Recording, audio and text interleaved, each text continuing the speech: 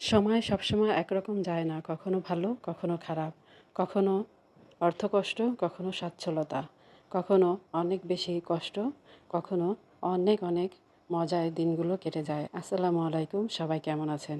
আমি তো আলহামদুলিল্লাহ অনেক অনেক ভালো আছি। আজকে নিয়ে এলাম অন্যরকম একটা ভিডিও।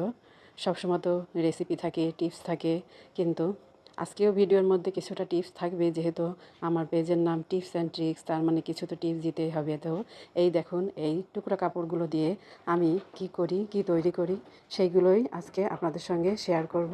তার সঙ্গে আপনারা বলে যাবেন আমার জামার হাতার ডিজাইনটা কেমন হয়েছিল।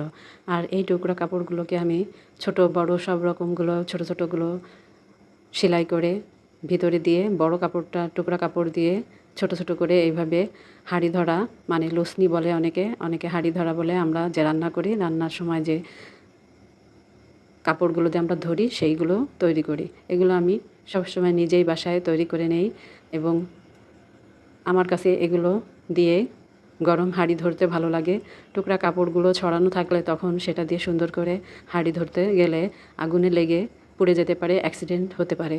এভাবে যারা টুকটাক সেলাই পারে তারা কিন্তু নিজেরাই ঘরে টুকরা কাপড়গুলো দিয়ে, বেঁচে থাকা কাপড়গুলো দিয়ে এভাবে লুসনি বানিয়ে নিতে পারেন।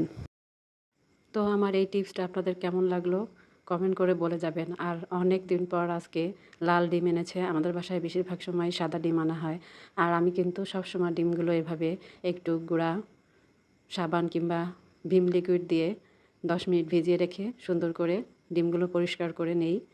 এভাবে আপনারা কে কে ডিম পরিষ্কার করে ধুয়ে ফ্রিজে রাখেন কমেন্ট করে বলে যাবেন। আর আজকে আমি ডিম রান্নাও করব। আমি সবসময় প্রেশার কুকারে ডিম সিদ্ধ করি। এভাবে প্রেশার কুকারে ডিম সিদ্ধ করলে খুব তাড়াতাড়ি ডিমগুলো সিদ্ধ হয়ে যায়, আর গ্যাসও সাশ্রয় হয়। তো আমার ভিডিও আপনাদের যদি ভালো লাগে শেয়ার করে আমার ভিডিও সবাইকে দেখার সুযোগ করে দেবেন। আর আমি যেহেতু প্রথমেই একটা সেলাইয়ের টিপস দিয়েছি, এই ভিডিওটা যদি আপনাদের প্রথমটুকু ভালো লেগে থাকে আপনারা কমেন্ট করে বলে যাবেন কে কে টুকটাক সেলাই পারেন, কে কীভাবে সেলাই করেন, কমেন্ট বক্সে লিখে জানাতে পারেন। আর আমি যে কয়টা ডিম রান্না করব সেই ডিমগুলো প্রথমে প্রেশার কুকারে সুন্দর করে সিদ্ধ করে নিলাম। আর এখন মশলা কষিয়ে তার মধ্যে দিয়ে দিলাম। অনেক দিন পরে আমি ডিম সিদ্ধ করে ডিম ভুনা করেছি। এভাবে ডিম ভুনা খেতে আমার বেশি একটা পছন্দ না। আমার বাসায় ডিম ভুনা তেমন কেউই পছন্দ করে না, শুধু আমার মেয়েটাই একটু ডিম ভুনা খেতে পছন্দ করে। আমারও বেশি একটা পছন্দ না, আর আমার ছেলে তো ডিম ভুনা একটুও খেতে পছন্দ করে না। তাই আমার বেশি ডিম ভুনা করা হয় না, খুব কম করি, মাঝে মাঝে অনেক কম করা হয়। আর আজকে আমি একটু ধনেপাতাও দিয়ে দিলাম ডিম ভুনার মধ্যে। এটাও আমি কখনো দেই না, তো ভাবলাম আজকে একটু দিয়ে দেখি ডিম ভুনার মধ্যে ধনেপাতা দিলে কেমন লাগে, তাই এটাও একটু দিয়ে দিলাম। সব কিছুই আজকে একটু অন্যরকম করার চেষ্টা করছি।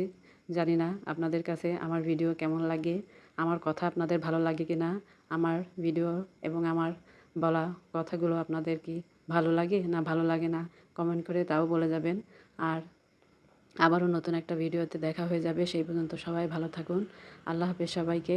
সবার জন্য অনেক অনেক দোয়া ও শুভকামনা জানিয়ে আজকের ভিডিও শেষ করছি। আল্লাহ হাফেজ।